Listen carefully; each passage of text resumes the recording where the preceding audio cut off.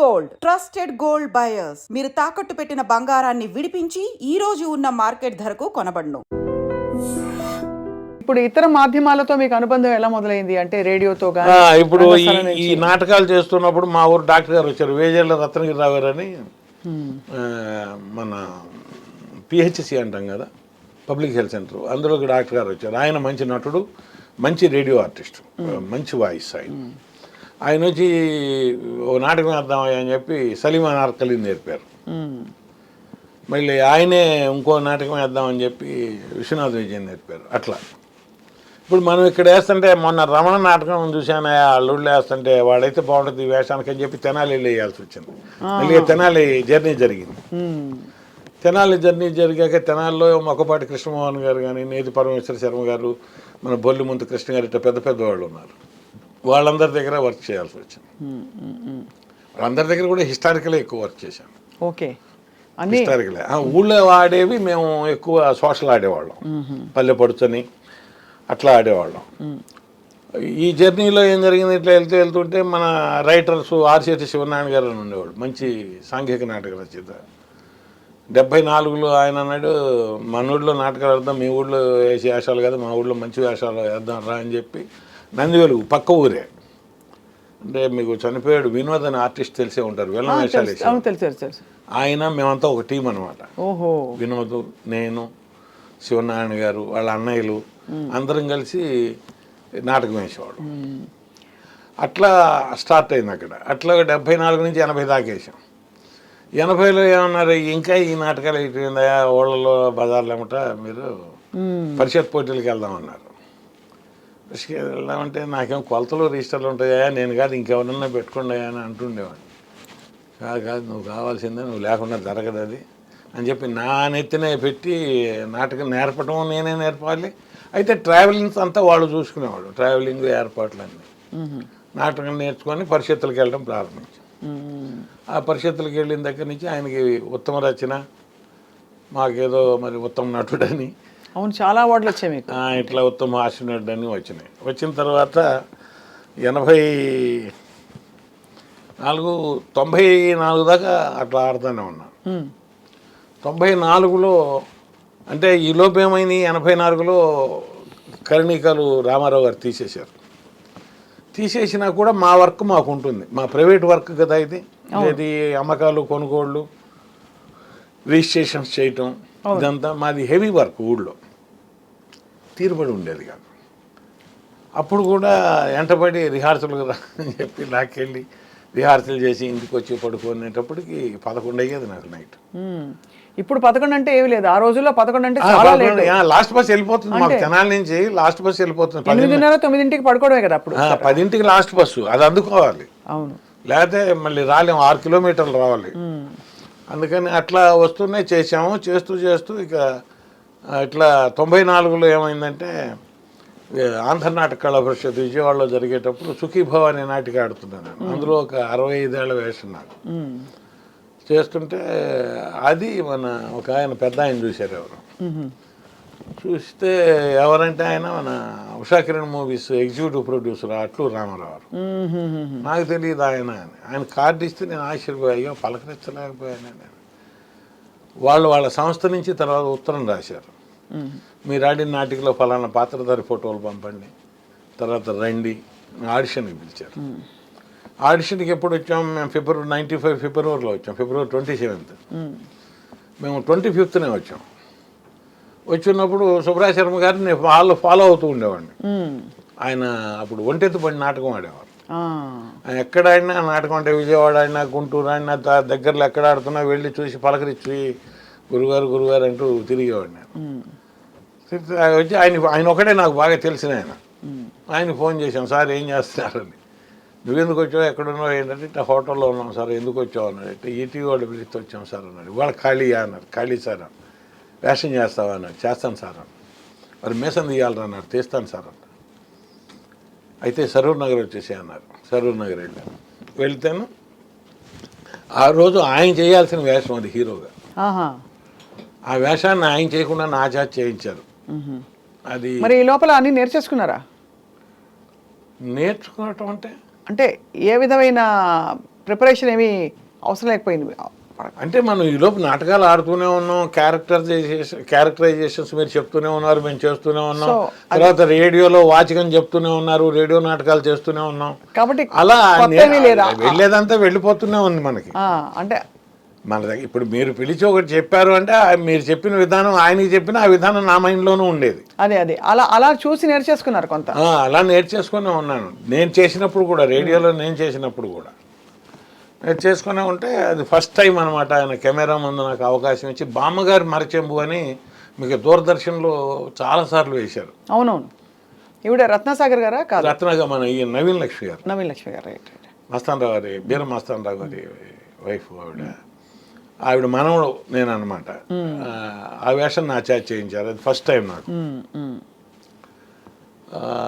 అప్పుడు బ్లెస్సింగ్స్ ఇచ్చారు మన మీర్ గారును శర్మ గారు. ఫస్ట్ టైం నువ్వు కెమెరా వంక కూడా చూడకుండా చాలా బాగా చేసావు, మంచి ఫ్యూచర్ ఉంటుంది, కంటిన్యూ చేయమని. అప్పుడు నాకు ఆలోచన వచ్చింది. అప్పటిదాకా నాకు మనం వచ్చాము చేద్దాం అన్నారు, చేద్దాం అంతవరకు. చాలా వ్యత్యాసం ఉంటుంది కదా రంగస్థలానికి, టీవీకి, మళ్ళీ సినిమాకి. సో ఆ మెళకువలు ఎలా నేర్చుకున్నారు? ఇక్కడైతే మీకు ఫ్రీ హ్యాండ్ ఉంటుంది. అదే అడిగారు నన్ను, బోలెడంతా అదే అడిగారు. నువ్వు ఇది ఫస్ట్ టైం అంటే మీరు గారు నమ్మలా. నేను నమ్మను అన్నారు. లేదు సార్ ఇదే ఫస్ట్ టైం, నేను కెమెరా ముందు ఎప్పుడు చేయలేదంటే, కెమెరా ముందు ఎప్పుడు చూడకుండా చేయటం అనేది జరగని పని నువ్వు చూడకుండా ఎట్లా చేసావు అంటే, నేను చెప్పాను నేను చిన్నప్పటి నుంచి సినిమా రంగం చదువుతాను సార్, పుస్తకం మా ఇంట్లో ఉండేది. అందులో ఆర్టిస్టుల అనుభవాలు, దర్శకుల అనుభవాలు ఒక వ్యాసాలు పడుతుండేవి భరద్వాజ్ గారి. వ్యాసాల్లో తెలియక కెమెరా వంక చూశాడు, కట్ చెప్పారు, కెమెరా వంక చూడకూడదని చెప్పారు. ఇట్లాంటివన్నీ చదివి అవి మా ఇంట్లో ఉన్నాయి, అంతే తప్ప వేరే ఎక్కడ చేయలేదన్న. వెరీ గుడ్, నీకు మంచి ఫ్యూచర్ ఉంటుంది, నువ్వు కంటిన్యూ చేయి, వదిలిపెట్టుకోక అన్నాడు ఆయన. సరే అన్న తర్వాత వాళ్ళ దగ్గరికి వెళ్ళాం కదా, 27 ఈటీవీకి వెళ్ళాం కదా, వాళ్ళు బాగా ప్రోత్సహించారు, వేషం ఇచ్చి అప్పటి నుంచి దరిదాపుగా నన్ను ఒక 16 సంవత్సరాలు పోషించారు. టీవీ ఈటీవీ 2009 దాకా. 2009 తర్వాత మన జీటీవీలో చిన్న కోడలు చేయాల్సి వచ్చింది. చిన్న కోడలు తర్వాత అట్లా సీరియల్స్ చేస్తూనే వచ్చాను. అది చేశాక ఇది ఎలా అనిపించింది సార్? అంటే అక్కడ కష్టం ఎక్కువ, ఫలితం అంటే మనకి జేబులు నిండవు నాటకంలో, కానీ అక్కడ తృప్తి కూడా బాగుంటుంది, ఒకలాంటి తృప్తి. అంటే మీరు నిరూపించుకోవడానికి ఒక అవకాశం ఉంటుంది. ఇక్కడ ఒక డైలాగ్, అదేంటమ్మా అలా చేసావు, కట్ అయిపోయింది. అవును. సో ఆ వ్యత్యాసం అది జీవితాన్ని నేర్పుతుంది, అది ఇది జీవితాన్ని ఇస్తుంది, బతకనిస్తుంది. అబ్బా బాగా చెప్పారు సార్. ఆ జీవితాన్ని నేర్పుతుంది, జీవితాన్ని ఇస్తుంది ఇది. అంతవరకు మీకు అంటే ఈ భుక్తి పోరాటాలు ఏమీ లేవా? భుక్తి ఏముంది, రేడియో నాటకం అంటే నాకు మామూలు జాబ్లో నేను డాక్యుమెంట్ రాసుకునేవాడిని. ఈ లోపు ఏమైంది, నాకు గవర్నమెంట్ సర్వీస్లో జాబ్ వచ్చింది, గవర్నమెంట్ సర్వీస్లో చేరా. 95 వీళ్ళు వచ్చేటప్పుడు నేను సెలవు పెట్టుకొని వచ్చా రెవెన్యూ డిపార్ట్మెంట్ నుంచి. ఈటీవీ వాళ్ళు పిలిపించినప్పుడు నేను సెలవు పెట్టుకొని వచ్చా. సెలవు పెట్టుకొని వచ్చిన తర్వాత ఇక్కడికి వచ్చిన తర్వాత నాకు పర్మిషన్ ఇచ్చారు, గవర్నమెంట్ పర్మిషన్ ఇచ్చారు. అప్పుడు ఆ పర్మిషన్ మీద చేసుకుంటూ ఉండేవాడిని. ఇప్పుడు మన గవర్నమెంట్ నాటకాలు కూడా చేసి ఇక్కడికి వచ్చిన తర్వాత నాకు ఎక్కువ ఉపయోగపడింది ఏంటంటే మన రమణాచారి గారు వాడు రసరంజని సంస్థ ఉంది కదా, అవునవును, రసరంజని సంస్థలో నన్ను ఇన్వాల్వ్ చేయించి నా చేత మంచి మంచి నాటకాలు ఆడించారు. ఇక్కడ కూడా ఎక్కువ విద్య నేర్చుకున్నా. అన్ని చోట్ల నేను దరిదాపుగా నాటకాలకు నేను నేర్చుకున్నటువంటి దర్శకులు ఒక 60 మంది ఉంటారు నేను ఆడుకుంటూ వచ్చిన క్రమంలో. ఇప్పుడు మీరు నేర్పిన దాంట్లో ఎన్నో కొన్ని మెళకువలు ఉంటాయి కదా, అట్లా నేర్చుకుంటూ వచ్చినాయి ఒక 60 మంది దగ్గర నేర్చుకున్నా. ఇక్కడికి వచ్చాక నేను జాబ్ చేస్తూ ఉండగా కల్చరల్ యాక్టివిటీస్లో పాల్గొనడానికి పర్మిషన్ ఇప్పించి నాకు రసరంజన్లో నాకు మంచి మంచి అవకాశాలు ఇప్పించారు. ఆ విషయంలో రమణాచారి గారికి ఎప్పుడు నేను మా అబ్బాయి విజయ్ కూడా నాటకాలు వేస్తారా? మేమిద్దరం కూడా కలిసి ఆడాము ఎక్కువ. తర్వాత మీ నుంచే ఆబ్వియస్లీ మీ అబ్బాయికి అంటే ఏమైందంటే ఇప్పుడు ఇక్కడికి వచ్చాను, నాటకాలు చేస్తున్నాను. రసరంజన్లో మన కల్చర్ డిపార్ట్మెంట్ వాళ్ళు పెట్టినటువంటి నాటకాలన్నిట్లోనూ నన్ను పార్టిసిపేట్ చేసేవాళ్ళు, ఒక మంచి వేషం, ఒక మెయిన్ వేషం. అట్లాగే మన డిఎస్ఎన్ మూర్తి గారు, డాక్టర్ ఎంఎన్ శర్మ గారు, చాట్ల శ్రీరాములు గారు, దుగ్గిరాల సోమేశ్వరరావు గారు, వీళ్ళందరి దగ్గర పెద్ద పెద్ద వాళ్ళందరి, నారాయణ గారు, బి నారాయణ గారు అని ఉండేవారు, వాళ్ళందరి దగ్గర నేను వర్క్ చేశాను. వాళ్ళందరితో చేసినప్పుడు ఏంటంటే ఒక పేరెన్నిక కన్నా నాటకంలో ఒక ప్రముఖ పాత్ర నా చేత చేయించేవాడు. అలా చేసుకుంటూ వచ్చాను. ఈ వచ్చిన క్రమంలో మొదటి నుంచి నేను అక్కడ నాటకాలు పరిషత్తులకు వెళ్ళేటప్పుడు కూడా మరి నేను జాబ్లో ఉండేవాడిని కదా, ఈ వర్క్ అంతా మా చిన్నబ్బాయి చూసేవాడు. చిన్నబ్బాయి అంటే ఇప్పుడు ఆ అమ్మాయిని తీసుకురావాలి, ఆ అమ్మాయిని మళ్ళీ పంపించాలి, అమ్మాయి భోజనం చూడాలి, ఇంట్లోనే ఉండేవాడు. మా ఇంట్లోనే మా మిస్సెస్ను వాడు చూసేవాడు. మరి అట్లా వాడు ఎక్కువ ఇంటర్మీడియట్తో ఆగిపోయాడు. వాడు చదవకుండా వాడు ఒక వేషం వేసేవాడు, వాడు క్యారెక్టర్ చేసేవాడు. అలా వస్తూ నేనేం చేశాను అంటే 2008లో మేము 90లో పెట్టుకున్న సంస్థ శ్రీ సాయి ఆర్ట్స్ కొలకలూరు అని. ఇక అది వాడిని ఎత్తిన పెట్టాను. 2008 నుంచి వాడే డైరెక్ట్ చేసుకుంటూ వచ్చాడు. వాడి దర్శకత్వంలోనే దరిదాపు 15 నాటికలు దాకా ఆడాను. 10-12 నాటికలు ఆడాను. నాకు వాడి దర్శకత్వంలోనే నంది అవార్డు తీసుకున్నాను. వాడి దర్శకత్వంలోనే నేను నంది అవార్డు తీసుకున్నాను. అంతకుముందు తీసుకోవాలి నేను. అట్లా వాడేంటంటే వాడికి తెలిసింది నాటకం, ఇక రెండో తెలియదు వాడికి. ఇప్పుడు నేనన్నా అంటే ఇటు వృత్తిపరంగా అకౌంట్స్ తెలుసు నాకు, లేదా సర్వే తెలుసు, డాక్యుమెంటేషన్ తెలుసు, ఇలా చెప్పగలుగుతాం. వాడికి నాటకం తప్ప ఇంకేం తెలియదు. ఏమి తెలియదు. చాలా విశేషం సార్ మీరు ప్రోత్సహించడం కూడా. ఎందుకంటే పిల్లలు స్థిరపడిపోవాలి, ముందు ఒక డిగ్రీ వచ్చేయాలి అర్జెంటుగా. ఎక్కువ కాలాన్ని నువ్వు వెచ్చించి నేర్చుకున్నది నా పక్కన అది ఒకటే. అవును. పెద్ద అబ్బాయి ఏం చేశాడు, ఈ తాతల తండ్రుల నుంచి వస్తున్న వృత్తి చేస్తానన్నాడు. అవును. ప్రైవేట్గా చేసుకోవచ్చు కదా, నేను ఇదే చేస్తానన్నాడు. డాక్యుమెంటేషన్ సర్వే వాడు ఉండిపోయాడు ఊళ్ళో. మేమిద్దరం హైదరాబాద్ వచ్చాం. వీడు ఇది నేర్చుకున్నాడు నాతో తిరుగుతూ. మన సోమేశ్వరరావు గారి దగ్గర పనిచేశాడు వాడు, శర్మ గారి దగ్గర, డేషన్ గారి దగ్గర, వీళ్ళందరి దగ్గర ఏవో నాటికల్లో వేషాలు వేస్తూ వచ్చేవాడు. తర్వాత మన కోట్ల హనుమంతరావు గారితో మాయాబజార్ అని ఈటీవీ 2 అది వచ్చేది. అవునవును. అందులో ఎక్కువ ఎపిసోడ్స్ చేశాడు వాడు. అట్లా ఇక అదే వాడి వృత్తి అయింది.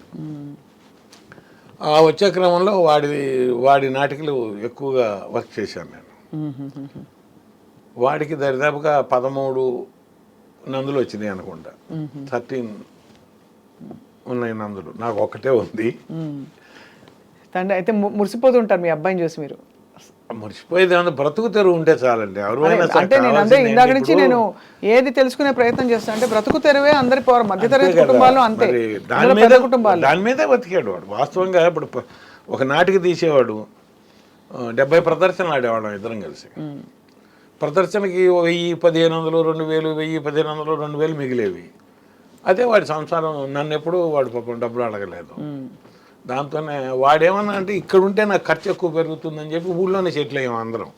అక్కడే ఇల్లు కట్టుకున్నాం, అక్కడే ఉంటాం. వస్తూ పోతుండేవారా? ఇప్పటికీ వచ్చిపోతాడు. ఓహోహో. ఇప్పుడు సంక్రాంతికి వస్తున్న సినిమా చూసే ఉంటారు మీరు. అందులో చేసే చాలా హిట్ అయిన సినిమా. అవును. అందులో ప్రెసిడెంట్గా చేశాడు.